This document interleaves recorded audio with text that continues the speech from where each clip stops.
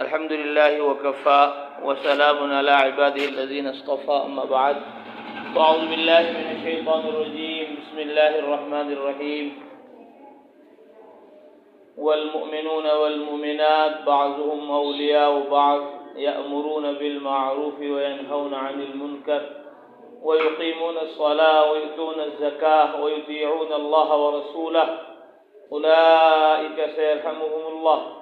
وقال النبي صلى الله عليه وسلم لا هجرة بعد الفتح ولكن جهاد ونية إذا استنفرتم فانفروا. وقال النبي صلى الله عليه وسلم مقام أحدكم في سبيل الله ساعة خير له من عمله عمره في أهله. وقال النبي صلى الله عليه وسلم قفلة كغزوة او كما قال رسول اللہ صلی اللہ علیہ وسلم.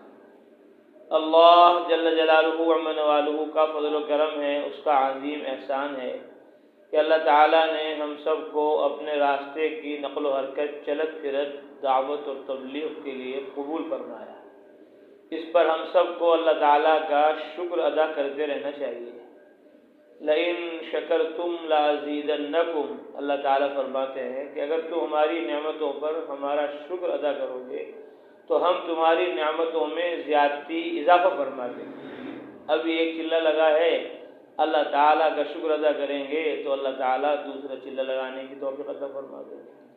دوسرا چلہ لگ جائے گا، اس پر اللہ کا شکر ادا ہوگا تو 2 ماہ کے لیے اللہ تعالیٰ قبول فرما لیں گے. 2 ماہ نکلنے پر اللہ کا شکر ادا ہوگا تو اللہ تعالیٰ ہر سال عشرہ لگانے کی توفیق عطا فرما دیں گے. ہر سال عشرہ لگے گا تو اللہ تعالیٰ ہر تیسرے سال چلے کا سفر کرنا آسان کر دیں گے. یعنی جتنا شکر بڑھتا جائے گا اتنا اللہ تعالیٰ اپنا قرب عطا فرماتے چلے جائیں گے. حضرت مولانا الیاس صاحب رحمۃ اللہ علیہ فرماتے تھے اس تبلیغ میں، دعوت میں ایک قدم اٹھنے کے بعد دوسرے قدم اٹھ جانے کو جب تک اللہ تعالیٰ کا فضل عظیم، بڑا احسان نہیں سمجھو گے اس وقت تک اس راہ میں ترقی نہیں کر سکتے. لا حول ولا قوت الا باللہ، یہ جملہ کلمہ اللہ تعالیٰ نے صرف اس امت محمدیہ کو عطا فرمایا. جس طرح انا للہ و انا الیہ راجعون اللہ تعالیٰ نے صرف اس امت کو عطا فرمایا، اسی طرح لا حول ولا قوت الا باللہ عرش کے خزانوں میں سے اللہ تعالیٰ نے یہ کلمہ امت محمدیہ کے مردوں عورتوں کو عطا فرمایا. لا حول ولا قوت الا باللہ کہ کسی میں کوئی طاقت و قوت نہیں نیک کام کرنے کی، کسی میں طاقت و قوت نہیں گناہوں سے بچنے کی. نیک کام کی توفیق اللہ ہی کی طرف سے ہوتی ہے اور گناہوں سے بچنے کی توفیق وہ اللہ ہی کی طرف سے ہوتی ہے. جتنا اس کلمے کا استحضار رہے گا اتنا اللہ تبارک و تعالیٰ اپنے راستے میں نکلتے رہنے کی توفیق عطا فرماتے چلے جائیں گے. اللہ کے نبی صلی اللہ علیہ وسلم نے فرمایا مقام احدکم فی سبیل اللہ ساعتا، تم میں سے کسی کا تھوڑی دیر اللہ کے راستے میں کھڑا ہو جانا خیر لہ من عملہ عمرہ فی اہلہ، اس کے اپنے گھر میں رہتے ہوئے ساری زندگی کے نیک اعمال سے بہتر ہے. اور گھر بھی اتر پردیش اور مدھیہ پردیش کا نہیں، گنگوں کا، بھوپال کا نہیں، گھر بھی مکہ المکرمہ کا، مدینہ منورہ کا. مکے اور مدینے میں ساری زندگی عبادت کرنے سے بہتر تھوڑی دیر راہ خدا میں کھڑا ہونا ہے. حضرت فرماتے ہیں ہمارے کہ راہ خدا کی نقل و حرکت، چلت پھرت حرمین شریفین کی عبادت سے بدرجہ بہتر ہے کہ آدمی گھر میں رہ کر، مکہ مدینہ میں رہ کر جو عبادت کر رہا ہے وہ اپنے نفع فائدے کے لیے کر رہا ہے کہ میں قبر سے بچ جاؤں، کے عذاب سے بچ جاؤں، حشر کے عذاب سے بچ جاؤں، جنت میں چلا جاؤں، جہنم سے بچ جاؤں. لیکن جو راہ خدا میں نکلا ہوا ہے اللہ کے کلمے کو بلند کرنے کے لیے، نبی کی سنت کو زندہ کرنے کے لیے، اس کی فکر صرف اپنی ذات کی نہیں، اس کی فکر سارے عالم میں بسنے والے مردوں عورتوں کی ہے کہ کوئی مرد عورت جہنم میں نہ جائے، کوئی مرد عورت اللہ کے عذاب کا شکار نہ ہو، سارے مرد عورت جہنم سے بچ کر جنت میں چلے جائیں. تو اس کی فکر پر اللہ تعالیٰ اس کو اتنا اجر و ثواب عطا فرماتے ہیں کہ ساری زندگی مکہ و مدینے میں عبادت کرنے سے بھی افضل اعلیٰ اجر اس کو عطا فرماتا. فرمایا رسول اللہ صلی اللہ علیہ وسلم نے لغدوۃ فی سبیل اللہ او روحۃ خیر من الدنیا وما فیہا، راہ خدا کی ایک صبح اور ایک شام دنیا میں جتنے اسباب و اعمال ہیں ان تمام اسباب و اعمال سے بہتر ہے۔ فرمایا یوم فی سبیل اللہ خیر من الف یوم فیما سوا، راہ خدا کا ایک دن اس کے علاوہ کے 1000 دنوں سے افضل، اعلیٰ اور بہتر ہے۔ من اغبرت قدماہ فی سبیل اللہ عز وجل حرمہم اللہ علی النار، فرمایا جس کے اوپر اللہ کے راستے میں گرد و غبار لگ گیا پاؤں پر تو جہنم کی آگ اس پر حرام ہے۔ حضرت مولانا الیاس صاحب رحمۃ اللہ علیہ فرماتے تھے یہ تو اللہ کے راستے کی مٹی کی فضیلت ہے، اللہ کے راستے کی مٹی کا انعام ہے کہ جہنم کی آگ حرام ہو رہی ہے۔ جس راستے کی مٹی اتنی قیمتی ہے کہ جہنم کی آگ حرام ہو رہی ہے، اس راستے کی تعلیم کتنی قیمتی ہوگی، اس راستے کی تبلیغ کتنی قیمتی ہوگی، اس راستے میں نماز پڑھنا، قرآن پڑھنا، ذکر کرنا، توبہ کرنا، استغفار کرنا، اللہ کے بندوں بندیوں کو اللہ کی طرف متوجہ کرنا کتنا افضل اور اعلیٰ ہوگا۔ جب مٹی اتنی قیمتی ہے، جہنم کی آگ حرام ہو رہی ہے، تو تبلیغ و تعلیم سے کتنے درجے اللہ تعالیٰ عطا فرمائے۔ تو اللہ کے راستے میں نکلنے کا اجر ثواب سمجھ میں آتا ہے کہ آدمی اپنے گھر بار کو چھوڑتا ہے، اپنے علاقے وطن کو چھوڑتا ہے، دوسرے علاقے میں جاتا ہے، قربانی دیتا ہے، تو اجر و ثواب بڑھ گیا۔ ایک نیکی 700 نیکی کے برابر ہو گئی، 7 لاکھ نیکی کے برابر ہو گئی، 49 کروڑ نیکی کے برابر ہو گئی۔ واللہ یضاعف لمن یشاء، اللہ جتنا چاہیں اس کے اجر کو بڑھا دیں، جتنا اخلاص ہوگا اتنا ہی اجر اللہ بڑھا دیں گے۔ 49 کروڑ اور 49 ارب اللہ کے یہاں کیا ہے؟ وَإِن مِّن شَيْءٍ إِلَّا عِندَنَا خَزَائِنُهُ، وہاں تو خزانے کے خزانے بھرے پڑے ہوئے ہیں۔ تو اللہ کے راستے میں آدمی نکلتا ہے گھر بار کو چھوڑ کر، تو اجر و ثواب بڑھ جاتا ہے، سمجھ میں آتا ہے۔ لیکن اللہ کے نبی حضرت محمد صلی اللہ علیہ وسلم نے فرمایا قفلۃ کغزوۃ، کہ جتنا ثواب اللہ کے راستے میں نکلنے پر ملتا ہے اتنا ہی ثواب اللہ کے راستے سے واپس جانے پر بھی ملتا ہے۔ واپس جا رہے ہیں اپنے گھر، اپنے علاقے میں، اپنے وطن میں، اس پر بھی اتنا ہی ثواب مل رہا ہے جتنا نکلنے کو ثواب مل رہا ہے۔ علماء فرماتے ہیں کہ یہ سمجھ میں نہیں آتا، نکلنے کا تو ثواب سمجھ میں آ رہا، واپسی پہ ثواب اتنا کیوں مل رہا ہے؟ فرمایا اس کی وجہ محدثین نے یہ نقل کی، وجہ اس کی ہے کہ جو یہ واپس جا رہے ہیں ان کا واپس ہونا ہمیشہ کے لیے نہیں، ان کا واپس ہونا دوبارہ اللہ کے راستے میں نکلنے کے لیے، کہ ہم جا رہے ہیں دوبارہ پھر اللہ کے راستے میں نکلیں گے، دوبارہ پھر اللہ کے راستے میں نکلیں گے، تو ان کے دوبارہ اللہ کے راستے میں نکلنے کی نیت پر اللہ تعالیٰ ان کو نکلنے ہی کا ثواب عطا فرما رہے ہیں۔ جتنا ثواب نکلنے پر دیا اتنا ہی واپسی پر دے رہے ہیں، اس لیے کہ ان کی نیت کہ یہ ہمارا نکلنا آخری نکلنا نہیں، یہ چلہ ہمارا آخری چلہ نہیں، یہ سفر ہمارا آخری سفر نہیں، جب تک کہ جان میں جان ہے، سانس میں سانس ہے، ہم بار بار راہ خدا میں نکلیں گے نکلیں گے نکلیں گے، اور ایک دن آئے گا کہ اللہ کے پاس پہنچ جائیں گے۔ تو نکلنے پر جو ثواب ملتا ہے واپسی پر بھی وہی ثواب ملتا ہے جب واپس جانے والوں کی نیت دوبارہ نکلنے کی ہو۔ اور اگر کہہ رہے بھائی آئندہ نہیں نکلیں گے، بہت پریشانی ہے، بہت دقت آئے، بہت حالات آئے، یہ ہوا وہ ہوا، دوبارہ نہیں جائیں گے، تو پھر الامان والحفیظ جو کچھ ملا ہے اس کے بھی ضائع ہونے کا اندیشہ ہے۔ تو اس لیے نیت ایمان والے کی اس کے عمل سے بہتر ہے، نیت المؤمن خیر من عملی، ایمان والے کی نیت اس کے عمل سے بہتر ہے۔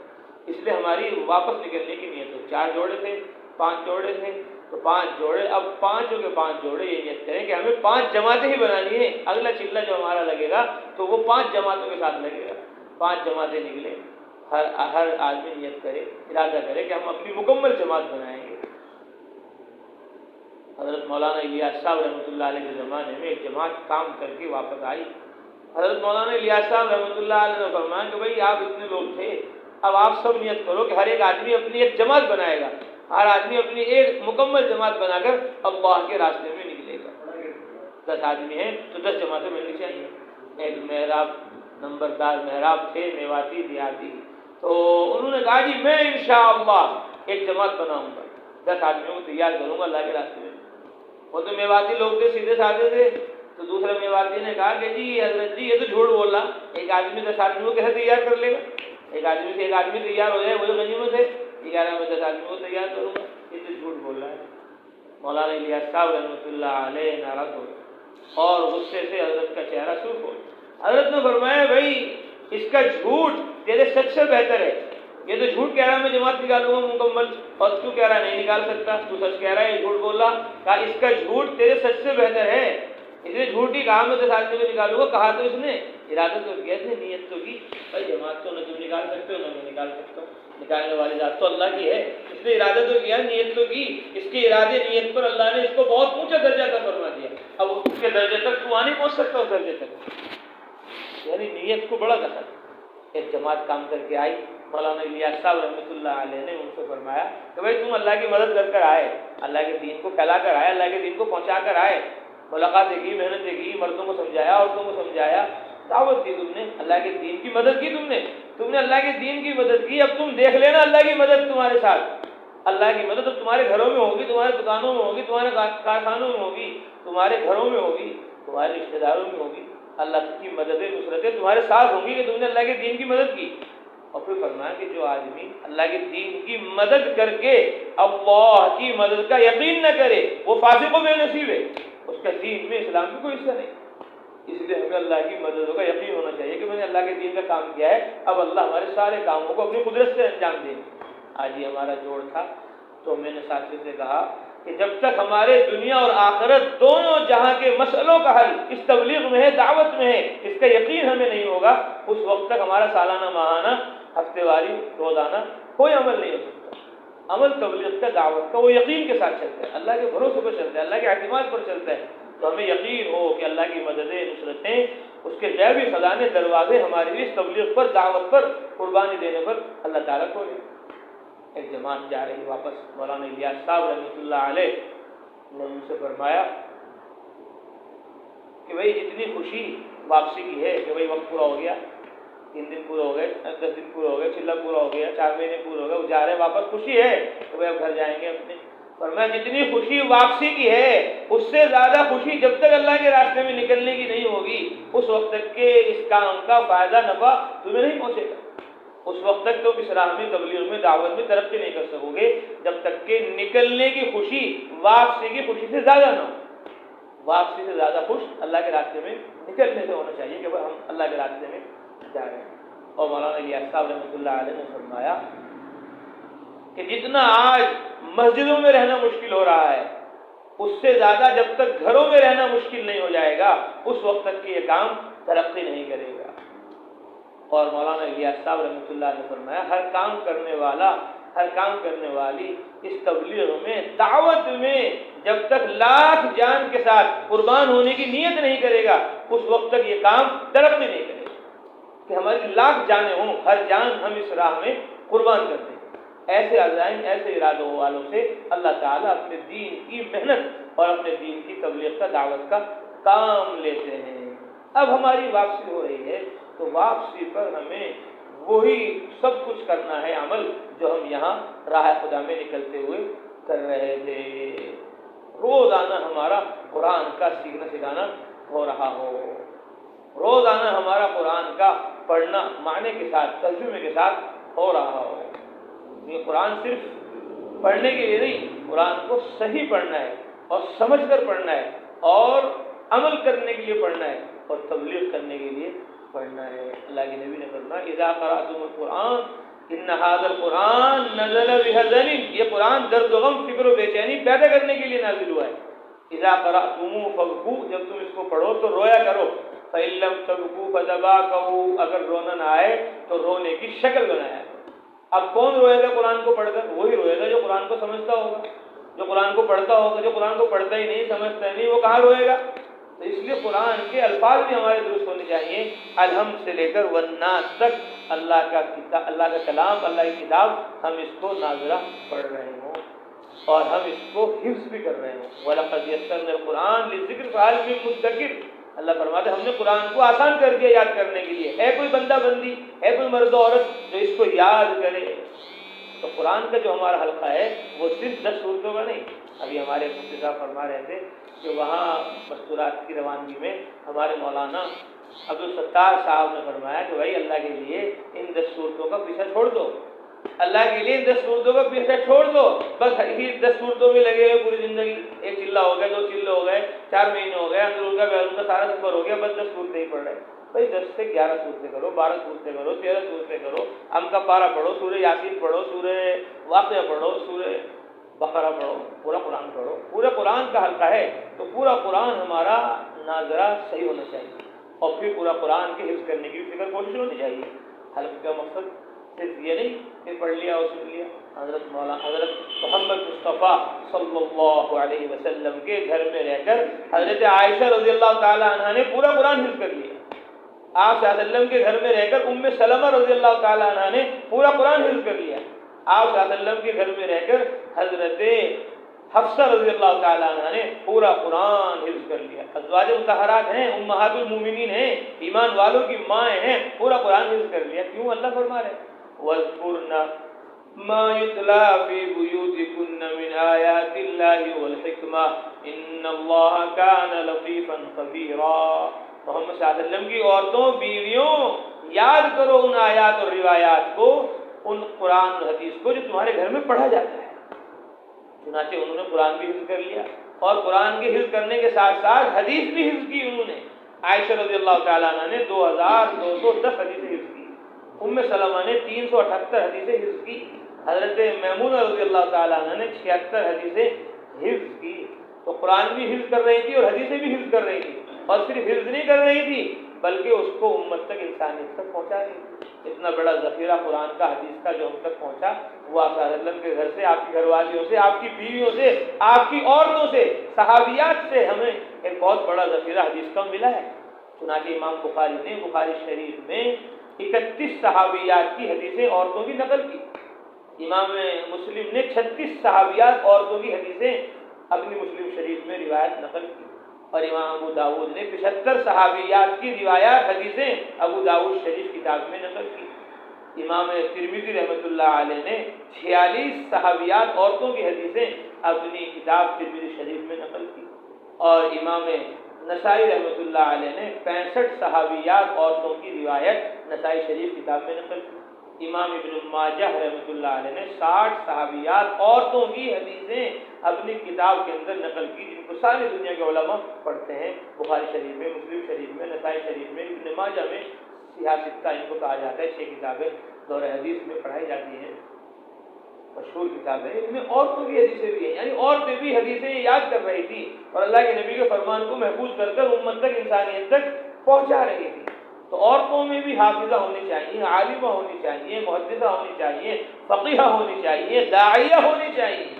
علامہ ابن حجر رحمۃ اللہ علیہ جو بخاری شریف کے شارح ہیں، انہوں نے ایک کتاب لکھی، اس میں انہوں نے 842 اپنے زمانے کی بڑی مشہور عالمہ، فقیہہ، محدثہ کا تذکرہ کیا، جن سے ایک عالم نے دین حاصل کیا، علم حاصل کیا۔ علم میں، عمل میں ہمارے کمال پیدا ہونا چاہیے۔ یہ تبلیغ جو ہے نا، وہ جہالت کی نہیں ہے، غفلت کی نہیں ہے۔ تبلیغ تو قرآن کی، حدیث کی ہے۔ اب قرآن ہی ہم نے نہیں پڑھا، حدیث ہی ہم نے نہیں پڑھی، اور قرآن حدیث ہی ہمارے یاد نہیں ہے، اب ہماری تبلیغ کا کوئی اثر نہیں ہے، ہماری دعوت کا کوئی اثر نہیں ہوگا۔ ہماری دعوت علمی ہونی چاہیے، عملی ہونی چاہیے۔ وَاذْكُرْنَ مَا يُتْلَى فِي بُيُوتِكُنَّ کا ہم سے یہی مطالبہ ہے کہ قرآن کا حلقہ اور حدیث کا حلقہ ہمارے گھروں کے اندر ہو، ہم حدیث کے بھی ماہر ہوں اور قرآن کے بھی ماہر ہوں۔ اسی سے ہمارے دل بدلیں گے، ہماری دنیا بدلے گی۔ قرآن حدیث ہماری زندگی میں آئے گا تو ہم اللہ اس کے رسول کے قریب ہو جائیں گے، اور 6 صفات کا مذاکرہ ہمارے گھر میں روزانہ پابندی، اہتمام کے ساتھ بلا ناغہ ہونا چاہیے۔ اس کی تعلیم، فضائل اعمال، صدقات، منتخب حدیث، یہ کیا ہے؟ اس میں قرآن ہے، اس میں حدیث ہے۔ اردو میں ایسی کوئی کتاب نہیں جس میں اتنی آیتیں، اتنی حدیثیں ہوں جتنی فضائل اعمال میں، فضائل صدقات میں۔ اور منتخب احادیث تو نام ہی احادیث کا ہے، کتنی آیات ہیں اور کتنی روایات اس کے اندر نقل کی گئی ہیں۔ اور 6 صفات کا مذاکرہ روزانہ بلا ناغہ ہمارے گھر میں ہونا چاہیے۔ جب ہمارے گھر میں قرآن کا حلقہ لگے گا اور حدیث کا حلقہ لگے گا، 6 صفات کا مذاکرہ ہوگا، تو ہمارا ذہن تعلیم سے عمل کا بنے گا، نماز کا بنے گا، روزے کا بنے گا، حج کا بنے گا، زکوٰۃ کا بنے گا، پردے کا بنے گا۔ اور جب 6 صفات کا مذاکرہ ہوگا گھر میں، تو ہمارا ذہن دعوت کا بنے گا، تبلیغ کا بنے گا، اللہ کے کلمے کو عالم میں پھیلانے، پہنچانے کا بنے گا۔ اور پھر روزانہ ہمارے گھر میں بلا ناغہ تشکیل ہونی چاہیے۔ یہ سب سے زیادہ ضروری چیز ہے۔ آج ہمارے گھروں میں تشکیلیں نہیں ہو رہی، صحابہ کے گھروں میں تشکیلیں ہو رہی، نبیوں کے گھروں میں تشکیلیں ہو رہی۔ قرآن میں اللہ فرماتے ہیں ابراہیم اپنے ابا کی تشکیل کر رہے ہیں، بچے ہیں بڑے ابا ان کی تشکیل کر رہے ہیں۔ یا ابتی انی قد جاءنی من العلم، ابا میرے پاس علم آ گیا، معلوم یاتی کا آپ کے پاس نہیں آیا، فاتبعنی اهدک صراطا سویا، آپ میری اتباع کر لو، میں آپ کو سیدھی راہ دکھلا رہا ہوں۔ تو گھر میں تشکیل کر رہے ابراہیم اپنے ابا کی، اور جب اللہ نے ان کو بڑا کر دیا وہ ابا بن گئے تو وہ اپنے بچے کی تشکیل کر رہے ہیں۔ یا بنی ان اللہ اصطفى لكم الدین فلا تموتن الا وانتم مسلمون، میرے بچوں اللہ نے تمہارے لیے دین کو اختیار کر لیا ہے، اسلام کو اختیار کر لیا ہے۔ فلا تموتن الا وانتم مسلمون، تمہاری موت اسلام پر آنی چاہیے، کلمے پر آنی چاہیے، دین پر آنی چاہیے۔ تو ابراہیم جب بچے تھے ابا کی تشکیل کی، جب ابا ہو گئے تو اپنے بچوں کی گھر میں تشکیل کر رہے ہیں۔ اللہ فرماتے ہیں ام کنتم شہداء اذ حضر یعقوب الموت، کیا تم اس وقت حاضر تھے جب حضرت یعقوب کی موت کا وقت آیا؟ اذ قال لبنی، جب انہوں نے اپنے بچوں سے کہا ما تعبدون من بعدی، میرے بچوں میرے بعد تم کس کی عبادت کرو گے؟ ہم عرب گئے ابھی جماعت میں، 8 ملکوں میں ہمارا سفر ہوا، مصر میں اور لبنان میں، اردن میں۔ ہم نے ان سے کہا، حضرت یعقوب نے یوں نہیں کہا کیف تزرعون بعدی کیف تتجرون بعدی، میرے بعد تم کھیتی باڑی کیسے کرو گے، میرے بعد تم تجارت کیسے کرو گے، میرے بعد مال و دولت کیسے کماؤ گے، دنیا کا کام کیسے کرو گے؟ نہیں، ہمیں تو اپنی اولاد کی دنیا کی فکر ہے، نبی کو اپنی اولاد کی دین کی فکر ہے، کیونکہ میرے بعد کہیں تم توحید مت چھوڑ دینا، ایمان مت چھوڑ دینا، عمل مت چھوڑ دینا، کیونکہ یہ دنیا ہے آدمی کو دھوکے میں ڈال دیتی ہے، نفس ہے، شیطان ہے، آدمی کو راہ سے ہٹا دیتا ہے۔ تو نبی کو اپنے گھر والوں کے دین کی فکر ہے، اس سے مرد لوگ ان سے پوچھ رہے ہیں ما تعبدون من بعدی، انہوں نے کہا قالوا نعبد الہک، ہم تو آپ کے خدا ہی کی عبادت کرتے رہیں گے۔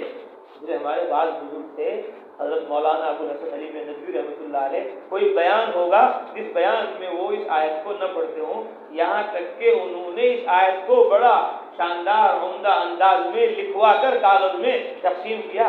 آج وہ پوری دنیا کے اندر، ابھی ہماری جماعت دے رہا ہے بریلی میں حضرت کے گاؤں میں، تو وہاں ان کی مسجد میں بھی یہ آیت لکھی ہوئی ہے ما تعبدون من بعدی، کہ نبی کو اپنی اولاد کی فکر ہے کہ میرے بعد تم عبادت میں چھوڑ دینا، میرے بعد تم دعوت میں چھوڑ دینا۔ تو جیسے نبی کو اپنے گھر والوں کی فکر تھی، ایسے ہی نبی کے کام کرنے والوں کو ہمیں اپنے گھر والوں کی فکر ہونی چاہیے۔ تو حضرت یعقوب اپنے بچوں کی تشکیل کر، اللہ کہتے ہیں وَاذْكُرْ فِي الْكِتَابِ إِسْمَاعِيلَ، کتاب میں قرآن میں اسماعیل کا ذکر کرو، إِنَّهُ كَانَ صَادِقَ الْوَعْدِ، وہ وعدے کے سچے تھے، رسول تھے، نبی تھے۔ كَانَ يَأْمُرُ أَهْلَهُ بِالصَّلَاةِ، وہ اپنے گھر والوں کو نماز کا، زکوٰۃ کا حکم دیتے تھے۔ تو گھر والوں کی تشکیل کر رہے ہیں حضرت اسماعیل علیہ السلام۔ لقمان علیہ السلام اپنے بیٹے کی تشکیل کر رہے ہیں، یا بنی اقم الصلاۃ، او میرے بچے نماز قائم کر، وامر بالمعروف، اچھی بات کا حکم کر، بری بات سے منع کر۔ ہم بچوں کی تشکیل نہیں کر رہے، یہ تو بچے ہیں انہیں کیا پتہ ہے؟ نہیں، انہیں سب پتہ ہے۔ بچے اگر سمجھ جائیں گے تو کام کرنا آسان ہوگا۔ العلم فی الصغر کالنقش علی الحجر، کہ بچپن میں علم کا، تبلیغ کا، عمل کا ایسا اثر ہوتا ہے جیسے پتھر کے اوپر لکیر کھینچ دی گئی، اور بڑھاپے میں علم ایسا ہے جیسے کالنقش علی الماء، پانی کے اوپر لکیر کھینچ دی، پانی کے اوپر کھینچی جائے گی لکیر تو وہ پھٹ جائے گی، تھوڑی دیر نظر آئے گی پھر ختم ہو جائے گی۔ بڑھاپے میں یاد کرنا چاہے گا بھول جائے گا، یاد کرنا چاہے گا بھول جائے گا، بھول جاتا ہے۔ چشمہ لگا رکھا ہے تو کہہ رہی میرا چشمہ کہاں ہے؟ یہ چشمہ تو یہیں لگا ہوا ہے۔ کیا ہوا کہ بڑھاپے میں بھول جاتا ہے، یاد نہیں رہ پاتا میں کہاں ہوں، کیا کر رہا ہوں۔ اتنی دفعہ قلم سے لکھ رہا ہے، قلم یہاں لگا لیا، تلاش کرے قلم کہاں ہے، قلم کہاں ہے، موبائل ہاتھ میں، میرا موبائل کہاں ہے، موبائل کہاں ہے، یہ ہاتھ میں آپ کو۔ تو بڑھاپے میں کچھ یاد نہیں رہتا، تو اس لیے بچپن میں ہی فرمایا اقیم الصلاۃ، نماز قائم کر، وامر بالمعروف، اور اچھی بات کا حکم کر، وانہی عن المنکر، بری بات سے منع کر، واصبر علی ما اصابک، جو تبلیغ میں تکلیف آ جائے اس کو صبر کر، ان ذلک من عزم الامور، یہ ہمت کے کاموں سے۔ تو لقمان علیہ السلام اپنے بچے کی، بیٹے کی تشکیل کر رہے ہیں نماز پر، تبلیغ پر، اور اللہ اپنے نبی حضرت محمد صلی اللہ علیہ وسلم سے فرما رہے یا ایھا النبی قل لازواجک وبناتک ونساء المؤمنین، حضرت محمد صلی اللہ علیہ وسلم اپنی بیویوں سے کہہ دو، اپنی بیٹیوں سے کہہ دو، ایمان والوں کی عورتوں سے کہہ دو کہ وہ پردہ کریں۔ پردہ فرض ہے نماز کی طرح، روزے کی طرح، حج کی طرح، زکوٰۃ کی طرح۔ یہ نہیں تبلیغ میں ہے تو پردہ ہے، دستانے ہیں اور موزے ہیں، اور شادی میں جا رہے تو دستانے نہیں ہیں، موزے نہیں ہیں، جی پردہ نہیں ہے، شادی میں بے پردہ اور تبلیغ میں با پردہ نہیں، پردہ تو فرض ہے ہر جگہ، گھر میں بھی پردہ فرض ہے اور باہر بھی پردہ فرض ہے، تبلیغ میں بھی پردہ فرض ہے۔ حضرت فاطمہ سے حضرت علی نے پوچھا کہ اللہ کے نبی نے آج مجلس میں کہا تھا کہ عورت کے لیے سب سے بہتر چیز کیا ہے؟ کسی نے جواب نہیں دیا۔ فاطمہ تم بتاؤ عورت کے لیے سب سے بہتر چیز کیا ہے؟ فرمایا عورت کے لیے سب سے بہتر چیز یہ ہے لا یرین الرجال، کہ وہ نامحرم مردوں کو نہ دیکھے، ولا یرونہن، اور ایسی پردے میں چھپی ڈھکی رہے کہ کسی نامحرم کی نگاہ اس پر نہ پڑے۔ تو اللہ کے نبی کو حکم دیا جا رہا ہے کہ پہلے تبلیغ اپنی بیوی کو کرو، وہ بناتی کہ اپنی بیٹی کو کرو، ونساء المؤمنین، پھر ایمان والوں کی عورتوں سے کرو۔ تو تبلیغ کا تشکیل کا حکم نبی کو دیا جا رہا ہے۔ نبی کو اللہ فرما رہا ہے یا ایھا النبی قل لازواجک، نبی جی اپنی بیویوں سے کہہ دو ان کنتن تردن الحیات الدنیا وزینتها، اگر تم دنیاوی زندگی چاہتی ہو اور یہاں کی زیب و زینت چاہتی ہو تو آ جاؤ، فتعالین امتعکن، میں کچھ مال کپڑے تمہیں دے دوں گا، واسرحکن سراحا جمیلا، پھر تمہیں خوبصورتی سے جدا کر دوں گا، پھر میرے گھر میں نہیں رہو گی۔ میرے گھر میں اگر رہنا ہے تو دنیا کی محبت نکالنی پڑے گی، مال کی محبت نکالنی پڑے گی، اسباب کی چیزوں کی محبت نکالنی پڑے گی۔ میرے گھر میں رہنا ہے تو قرآن حدیث، جنت جہنم، آخرت کی فکر کرنی پڑے گی۔ تو یہ تشکیل جب ہمارے گھروں میں ہوگی تو ہماری ماں و بہنوں کے اندر سے دنیا کی محبت نکلے گی، دنیا کی عظمت نکلے گی اور آخرت کی عظمت آئے گی۔ وَإِن كُنتُنَّ تُرِدْنَ اللَّهَ وَرَسُولَهُ، اگر تمہیں اللہ چاہیے، اس کا رسول چاہیے، وَالدَّارَ الْآخِرَةَ، اور آخرت کی زندگی چاہیے، فَإِنَّ اللَّهَ أَعَدَّ لِلْمُحْسِنَاتِ مِنكُنَّ أَجْرًا عَظِيمًا، تو اللہ نے تم جیسی نیک عورتوں کے لیے اجر عظیم تیار کر کے رکھا ہے۔ یہ آیت نازل ہوئی، اس آیت کو علماء کہتے ہیں آیت التخییر، کہ بھئی اختیار ہے تمہیں، چاہے دنیا لے لو چاہے دین لے لو۔ تو حضرت عائشہ نے کہا اخترنا اللہ ورسولہ، کہ ہمیں تو اللہ اس کا رسول چاہیے، ہمیں دنیا نہیں چاہیے، ہمیں مال نہیں چاہیے، ہمیں اسباب نہیں چاہیے، ہمیں چیزیں چاہیے۔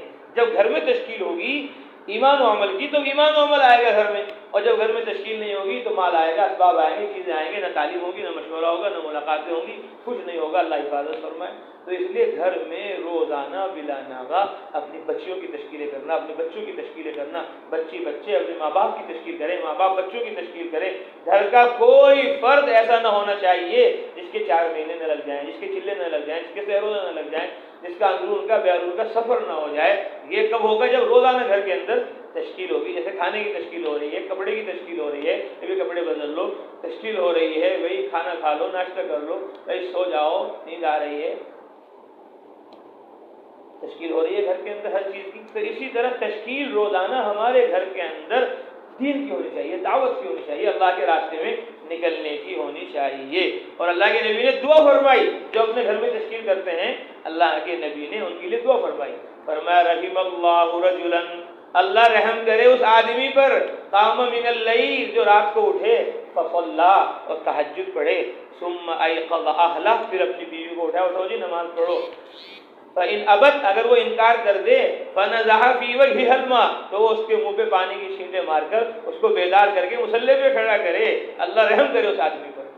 اور فرمایا رحم اللہ امرأۃ، اللہ رحم کرے اس عورت پر، قامت من اللیل فصلت، جو رات کو اٹھے تہجد پڑھے، ثم ایقظت بعلها، پھر اپنے شوہر کو اٹھائے، اٹھو جی نماز پڑھو، میں تو تھکا ہوا ہوں، میں تو نہیں۔ فَإِنْ أَبَى، اگر وہ انکار کر دے، فَنَزَحَتْ فِي وَجْهِهِ الْمَاءَ، تو اس کے چہرے پر پانی ڈال کر اس کو اٹھائے۔ تو تہجد کی تشکیل ہو رہی ہو گھر کے اندر، فجر کی تشکیل ہو رہی ہو، ظہر کی تشکیل ہو رہی ہو، مغرب، جب ایک تہجد کی تشکیل پر اللہ کے نبی صلی اللہ علیہ وسلم رحمت کی دعا فرما رہے ہیں، جو نفل ہے، جب فرض کی تشکیلیں ہوں گی گھر میں، وہی نماز پڑھو، وہی روزہ رکھو، وہی حج کرو، وہی زکوٰۃ دو، بھائی پورے دین کو عالم میں پھیلانے پہنچانے کے لیے اللہ کے راستے میں نکلو، تو کتنی رحمتیں برکتیں ہوں گی۔ تو اس لیے گھر کے اندر تشکیل کا ماحول ہونا چاہیے، اور روزانہ بلا ناغہ گھر میں ہمارے مشورہ ہونا چاہیے کہ اس ہفتے کون جائے گا راہ خدا میں، اس مہینے کون جائے گا، اور کل تعلیم کون کرے گا، اس بات کا مذاکرہ کون کرے گا۔ تو اس طرح گھر کے اندر ایک ماحول ہمارے بننا چاہیے، جو ماحول 4 مہینے میں ہے، چلے میں ہے، سہ روزہ میں ہے، کیا ہوا ایمان بن گیا، یقین بن گیا۔ کیوں بن گیا یقین ایمان؟ اللہ کے راستے میں جا کر، کیونکہ اللہ کے راستے میں جا کر کھایا ہے، انہوں نے سوئے ہیں نہیں۔ اللہ کے راستے میں جو ایمان بنا ہے، یقین بنا ہے، وہ کھانے سے نہیں بنا، وہ سونے سے نہیں بنا۔ اللہ کے راستے میں جو ایمان اور یقین بنا ہے وہ تعلیم سے بنا ہے، وہ تبلیغ سے بنا ہے، وہ مشورے سے بنا ہے، وہ قرآن کے حلقے سے بنا ہے، وہ صفات کے مذاکرے سے بنا ہے. تو ایسے ماحول جو راہ خدا میں ہے وہی ماحول ہمارے گھر میں ان 5 اعمال کے قائم کرنے سے ہوگا. اس لیے آنے والے مستورات کو بھی ہم دعوت دیں گے، کہیں رشتہ داری میں جائیں گے وہاں بھی دعوت دیں گے. یہ چلہ 4 مہینے اور اندرون بیرون یہ ساری نقل و حرکت چلت پھرت یہ تو مزاج بنانے کے لیے دعوت کا مزاج بنانے کے لیے ہے کہ تمہارا مزاج دعوت کا بن جائے. 24 گھنٹے تم داعیہ بن جاؤ، 24 گھنٹے تم داعی بن جاؤ. کوئی موقع غمی کا خوشی کا ایسا نہ ہونا چاہیے جہاں پر تم تبلیغ نہ کر رہے ہو، تعلیم نہ کر رہے ہو. ہمارے بزرگ تھے نظام الدین میں مرکز میں، وہ فرمایا کرتے تھے کہ ہماری بیوی جب بھی کہیں جاتی ہے شادی وغیرہ تقریب میں بھی تو اپنے بیگ میں پرس میں، عورتیں تو نہ جانے کیا کیا لے کر جاتی ہیں کہ ہماری بیوی اپنے پرس میں فضائل اعمال رکھ کے لے جاتی ہے. اب وہاں عورتوں کو تو کچھ کام نہیں ہے گھر میں، مرد سارے لگے ہوئے ہیں، بارات آنے والی ہے اور مہمان آنے والے ہیں، کھانے کا انتظام ہو رہا ہے. عورتوں کو تو کچھ کام نہیں، عورتیں تو وہ اس کے کپڑے دیکھ رہی ہے، وہ اس کے زیور دیکھ رہی ہے، بس اور کچھ کام نہیں ہے. اب وہ کہتے ہیں بھائی بہنوں ابھی تو وقت ہے بارات کے آنے میں، ابھی تو وقت ہے کھانے کے شروع ہونے میں. اور عام طور پر ہمارے علاقے میں تو کھانا عورتوں کو بعد میں کھلایا جاتا ہے کہ بھائی ابھی تو مرد کھا رہے ہیں، ابھی تو بہت ٹائم ہے، وقت ہے، لاؤ تھوڑی دیر تعلیم کر لو. وہ وہی شادی میں اپنا تعلیم شروع کر دیں. یعنی ایک دعوت کا ایک ماحول بننا چاہیے، مزاج بننا چاہیے دعوت کا. اس کے لیے اللہ کے راستے میں ہمیں نکالا جاتا ہے اور اللہ کے راستے میں نکلنے کی ترغیب دی جاتی ہے. اس لیے ہم سب ارادے کریں، نیتیں کریں کہ جو کچھ اعمال ہم نے یہاں کیے ہیں وہ سارے اعمال ہم انشاءاللہ اپنے گھر میں پابندی اہتمام کے ساتھ کریں گے اور اپنے بچوں کو حافظ بنائیں گے، عالم بنائیں گے اور ان کو اللہ کے دین کے لیے وقف کریں گے. یہ بڑی چیز ہے. آج اس میں بڑی کوتاہی ہو رہی ہے. ہمارے 4 مہینے لگ گئے، ہمارے 5 مہینے لگ گئے، ہمارے اندرون کا بیرون کا سفر ہو گیا، لیکن ہمارے بچے ہمارے ساتھ تبلیغ میں نہیں ہیں، ہماری بچیاں ہمارے ساتھ دعوت میں نہیں ہیں. کہاں گئے تھے؟ کہیں بھی نہیں. اور کیا لائے؟ کچھ بھی نہیں. سارے جہان کی فکر، اپنے گھر سے بے خبر. تو اس لیے گھر میں اپنے بچوں بچیوں کی تشکیل ہونی چاہیے. ان کو سحر روزہ میں، عشرے میں، چلے میں اپنے ساتھ لے کر جانا چاہیے. اپنے بچوں کی تشکیلیں کرنی چاہیے، حافظ بنانا، ان کو عالم بنانا، ان کو 1 سال کی 2 سال کے لیے بلکہ ان کو فارغ کر دو. یہ ہے اصل تبلیغ. حضرت مریم علیہ السلام ان کی والدہ تھی عمران علیہ السلام کی بیوی. عمران ایک امام صاحب تھے بیت المقدس میں، مسجد اقصی میں، ان کی بیوی تھی.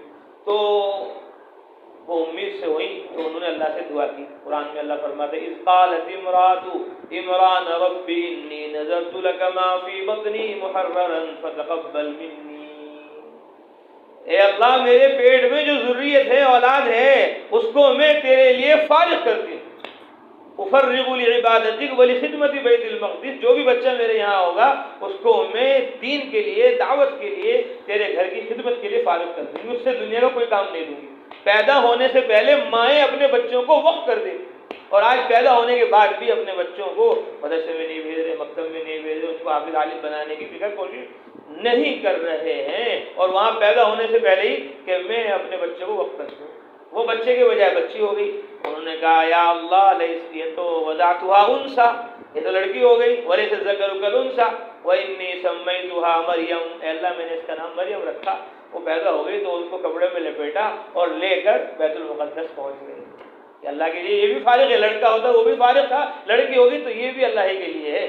اب ماں نے اپنے بچے کو قربان کر دیا، اپنے دل سے جگر سے جدا کر دیا، تو اللہ تعالیٰ نے انتظام کیا، اس کی محبت دل میں ڈال دی. اب ایک ماں نے کئی مائیں تیار ہو گئی، ایک باپ نے کئی باپ تیار ہو گئے. وہ کہہ رہے ہیں ہم اس کی پرورش کریں گے، ہم اس کو پالیں گے، ہم اس کی ضرورتوں کا، حاجتوں کا انتظام کریں گے. جھگڑے ہونے لگے، یہاں تک کہ انہوں نے قلم ڈالے نہر اردن میں، ملک شام میں، کہ جس کا قلم تیرتا رہے گا تو وہی اس کی کفالت کرے گا.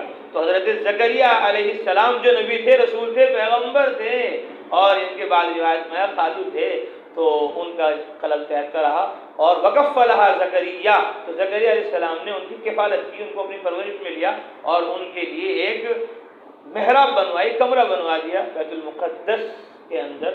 تو دیکھو ایک ماں نے اپنی بچی کو وقف کیا تو اللہ نے نبی کو اس کی پرورش میں لگا دیا، نبی کو اس کی خدمت میں لگا دیا، نبی کو اس کی ضرورت پوری کرنے میں لگا دیا. اب نبی ان کو حجرے میں، محراب میں بند کر کے جاتے، تالا لگاتے، چابی ان کے پاس ہوتی اور کوئی آنے والا نہیں ان کے علاوہ. لیکن جب وہ آتے محراب میں تو دیکھ رہے وہاں پر خربوزے رکھے ہوئے ہیں، وہاں پر تربوز رکھے ہوئے ہیں، وہاں پر آم رکھے ہوئے ہیں سردی میں. گرمی کے پھل رکھے ہوئے ہیں اور گرمی میں سردی کے پھل رکھے ہوئے ہیں۔ حضرت زکریا حیران ہو جاتے، کلما دخل علیہا زکریا المحراب، جب بھی زکریا محراب میں داخل ہوتے، وجد عندہا رزقا، وہاں روزی رکھی ہوئی پاتے، قال یا مریم انا لکی ھذا، مریم یہ کہاں سے آئے؟ نہ تو بازار میں پھل ہیں، نہ باغ میں پھل ہیں، نہ کوئی میرے علاوہ یہاں آنے والا ہے، کہاں سے آ گئے یہ پھل؟ حضرت مریم فرماتی قالت هو من عند اللہ، یہ اللہ کے خزانے سے ہیں۔ اللہ پھل دینے میں باغوں کا محتاج نہیں، بازاروں کا محتاج نہیں، مخلوق کا محتاج نہیں۔ ان اللہ یرزق من یشاء بغیر حساب، وہ تو جس کو چاہتا ہے بلا گمان روزی عطا فرماتا ہے۔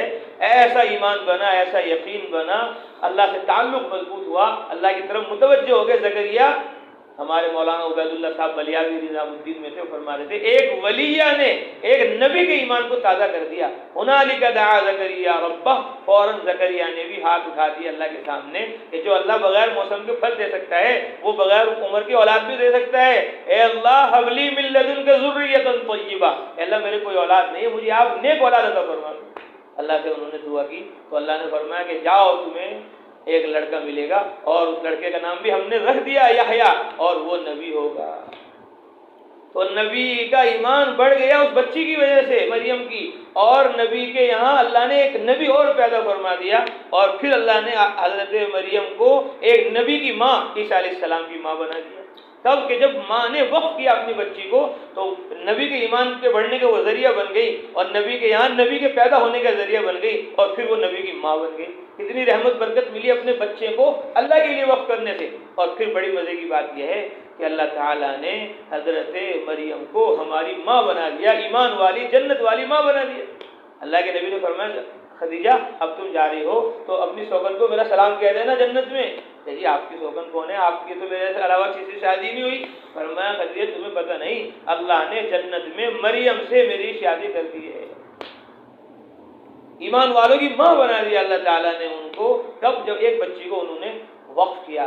تو اسی طرح ہم بھی اپنے بچوں کو وقف کریں اللہ کے لیے کہ یہ دین کے لیے فارغ ہیں، دعوت کے لیے فارغ ہیں، اب یہ حافظ ہو گئے، عالم ہو گئے، اب یہ 1 سال لگائیں گے، دوسرا سال لگائیں گے، تیسرا سال لگائیں گے، اور دین کی خدمتوں میں ہم ان کو آگے بڑھائیں گے۔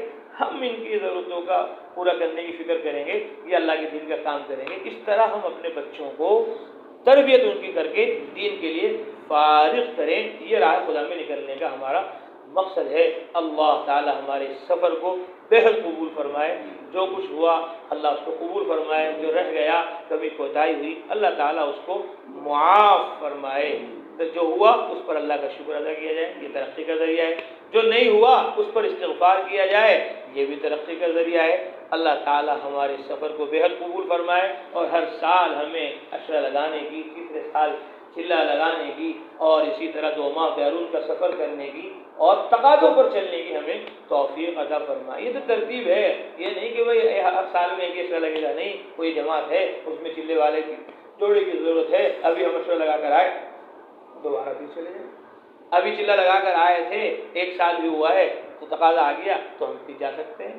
اللہ کے نبی فرماتے ہیں اذا استنفرتم فانفروا، جب تم سے اللہ کے راستے میں نکلنے کو کہا جایا کرے تو نکل جایا کرو، نکل جایا، یہ مت کہا کرو ابھی ہماری ترتیب نہیں آئی، ابھی ہمارا وقت نہیں آیا، نہیں، تقاضا جب بھی آ جائے دین کا تو فوراً اپنے آپ کو پیش کر دو۔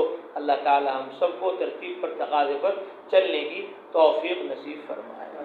اللہ سے مانگنا اللهم لك الحمد كما أنت أهل، فصل وسلم على سيدنا مولانا محمد كما أنت أهل، وافعل بنا ما أنت أهل، فإنك أهل التقوى وأهل المغفرة. ربنا هب لنا من أزواجنا وذرياتنا قرة أعين واجعلنا للمتقين إماما. اللهم إنا نسألك ولا تحرمنا، ونستغفرك ولا تعذبنا. اللهم زدنا ولا تنقصنا، وأكرمنا ولا تهنا، وأعطنا ولا تحرمنا، وآثرنا ولا تؤثر علينا. اللهم إنا نسألك الثبات في الأمر والعزيمة على الرشد، ونسألك شكر نعمتك، ونسألك حسن عبادتك، ونسألك قلبا سليما، ونسألك لسانا صادقا، ونسألك من خير ما تعلم، ونعوذ بك من شر ما تعلم، ونستغفرك لما تعلم، إنك أنت علام الغيوب.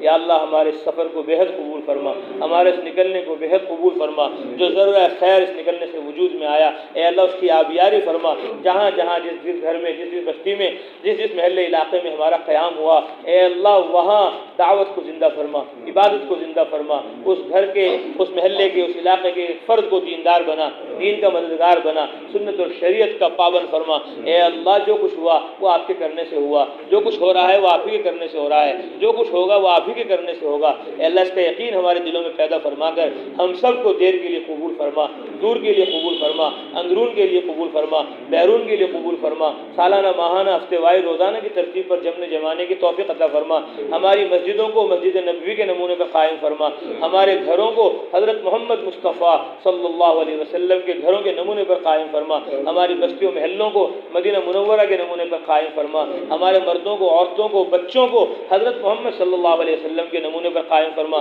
آپ صلی اللہ علیہ وسلم کی سیرت صورت اپنانے کی ہمیں پوری امت کو توفیق نصیب فرما یا ارحم الراحمین یا ذی الجلال والاکرام، ہماری قدم قدم پر مدد فرما، نصرت فرما، اپنے غیبی تائیدات شامل حال فرما، آپ سفر میں ہمارے ساتھی بن جائیے، آپ ہمارے گھر والوں کے خلیفہ اور نائب بن جائیے یا ارحم الراحمین، ہمارے گھروں میں حافظ قرآن، عالم قرآن، عامل قرآن، داعی قرآن پیدا فرما، اپنا یقین اپنی معرفت ہمیں پوری امت کے مردوں عورتوں کو نصیب فرما یا اللہ، سعادت والی زندگی نصیب فرما، شہادت والی موت نصیب فرما، پورے خاتمے سے ہم سب کی پوری امت کی پوری حفاظت فرما یا اللہ، ہماری دعاؤں کو قبول فرما، نسألک من خیر ما سألک منہ نبیک وحبیبک محمد صلی اللہ علیہ وسلم ونعوذ بک مما تعوذ منہ محمد صلی اللہ علیہ وسلم وما قضیت لنا من قضاء فجل عاقبته رشدا آمین صلی اللہ تعالی علی خیر خلقہ محمد وعلى آلہ واصحابہ اجمعین برحمتک یا ارحم الراحمین۔ ہاں، تشکیلیں جو بہنیں آئی ہیں ابھی یہاں ماشاءاللہ، یہ بھی ارادے کریں، نیتیں کریں کہ ہمارا جیسے یہ جماعت آئی ہے مدھیہ پردیش سے لمبا سفر کر کر، ایسے ہی ہماری مائیں بہنیں بھی اپنے مردوں کو 5 ماہ کے لیے 4 ماہ کے لیے چلے کے لیے بھیجیں، اور اسی طرح ہم بھی ارادے نیتیں کریں کہ ہم بھی انشاءاللہ سہ روزہ لگائیں گی، عشرے لگائیں گی اور چلہ لگائیں گی اور 2 ماہ بیرون کا سفر کریں گی۔ اس لیے جو بہنیں آئی ہیں ان کی تشکیلیں کریں، نقد 4 ماہ کی، 5 ماہ کی اور چلے کی، عشرے کی، تاکہ یہاں سے بھی نقد جماعتیں ہماری مستورات کی بنیں۔ اللہ تعالیٰ قبول فرمائے، تشکیلیں کر لیں۔ تیار ہیں آپ سب بھی بھائی؟ ہر سال لگائیں گے وقت تیار ہو؟ اللہ کتنے چلے لگے؟